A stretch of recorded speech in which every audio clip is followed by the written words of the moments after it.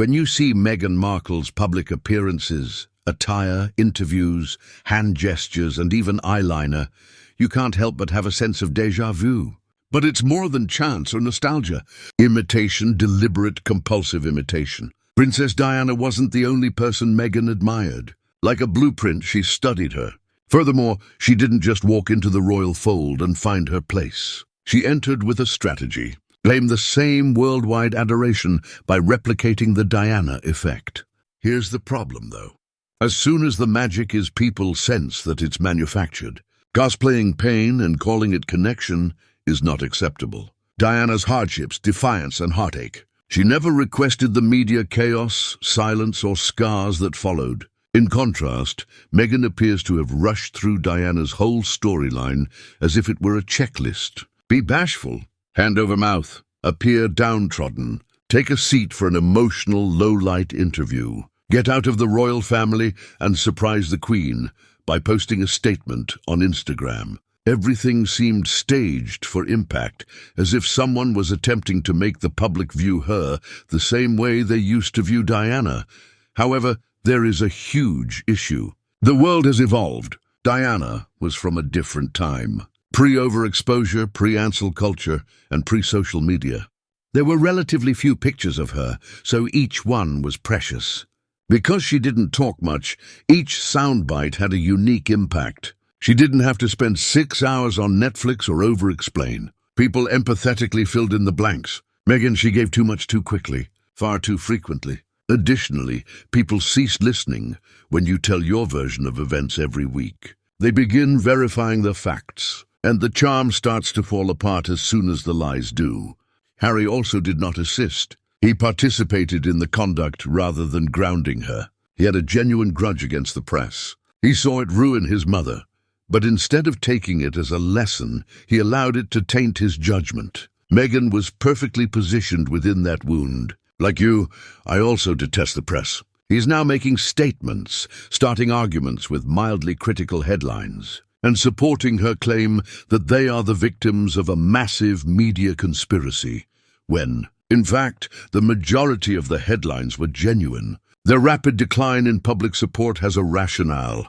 The public didn't trust Meghan. She anticipated it. She did not experience the gradual burn that Diana did. Years of awkwardness, emotional weakness, and a long, terrible marriage that ended in public humiliation all led directly to the crown of one's own princess. However, you don't inherit public acclaim. It's not transmitted by imitation or marriage. Diana's tears on camera did not make her a favorite.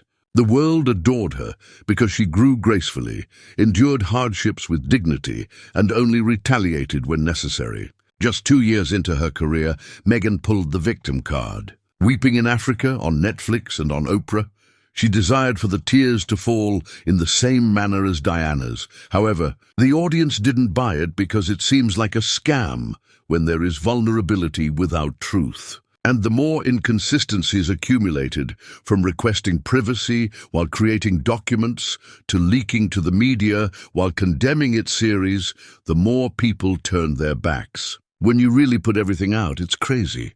Meghan believed she could control public perception the way Diana did. Diana was not playing chess, however. She was making it through. Meghan, meanwhile, appears to be trying out for a legacy that isn't truly hers. And this is only the start. The real kicker, though, is how their plan, or whatever you want to call it, turned out to be the very reverse of what they had hoped for. They were resented rather than loved. Additionally, rather than following Diana's example, they've ultimately revealed how disconnected they are from the very people they were attempting to win over. Meghan never really understood what Diana understood: time. Not only in terms of knowing when to talk, but also knowing when to keep quiet. Diana didn't suddenly become famous all over the world after being a deaf teenager. Before she discovered her voice, she had to endure years of embarrassing headlines, royal duties, awkward images, and the gradual breakdown of her marriage. And it mattered when she did use it. She wasn't usually talking, so when she did say something, everything stopped. On the other hand, Meghan never let the mystery grow. She attempted to become the protagonist by entering the royal story in the middle of a sentence. The speeches and interviews weren't all there was to it. The selection, styling, and symbolism all said, "Look, I'm the next Diana." The notorious Oprah interview, which involved copying clothing down to the pose, reciting poignant sound bites with comparable wording, and pushing into tragedy as if it were a marketing effort. People took notice of her Martin Basher moment, which was enhanced by a thick layer of theatrical eyeliner and lacked the genuineness. The paradoxes followed. After declaring their desire for a solitary life, they agreed to a contract with Netflix. Profiting from that very story, they accused the monarchy of being frigid. They talked about family suffering before transforming it into a media tour. It eventually stopped feeling like honesty and began to feel more like strategy than intelligence. Because this is what was truly taking place in the background. In a time when the rules have changed, Meghan and Harry were attempting to follow Diana's lead. Because she didn't have complete control over her image, Diana became iconic. It was clumsy, erratic, and flawed. And it was because of that. Feel authentic. In comparison, Meghan's brand seemed meticulously planned out. Every quote, Instagram caption, and outfit is painstakingly edited to look unplanned. And the easiest way to lose the public's trust is to engage in control freakery like that. Despite its flaws, the royal family has perfected the art of letting quiet speak for itself. For instance, oversharing is almost an allergy for William and Catherine. They have a small, purposeful and duty-driven media presence. No interviews about retaliation, no sob stories, and no disclosures of private drama. Stability has been brought about by that silence, and more credibility is crucial. Since there is nothing to pursue, the media doesn't follow them. Just structure, no chaos, no breadcrumbs. And this is the most important distinction. Diana didn't have to reveal her pain to the world. People witnessed it. The hushed weeping, the fake grins, the faraway glances. But Meghan repeatedly made it clear to the world that she was in pain. And for some reason, people didn't trust her the more she stated it. Because the emotion felt provided rather than found. Meghan's behavior throughout the bashful phase was even textbook cosplay. The soft-spoken manner in the early appearances, the mouth motion used for the repeated handover. It was as if someone had rehearsed it for the cameras after seeing previous footage of Shy. It was short-lived, though. Sharp statements, courtroom resistance, and strategic media disclosures quickly replaced the uncomfortable girl act. The change was not subtle. It was startling, like witnessing someone change their accent in the middle of a sentence. And it painfully revealed one thing. Telling a story was never the point of this. It has to do with molding one. Meghan forgot that strategy was not the source of Diana's power when she attempted to become the new Diana. Sincerity was the source of it. And it was grief, time, and the kind of silence that allows individuals to fill in the spaces for themselves that built that honesty.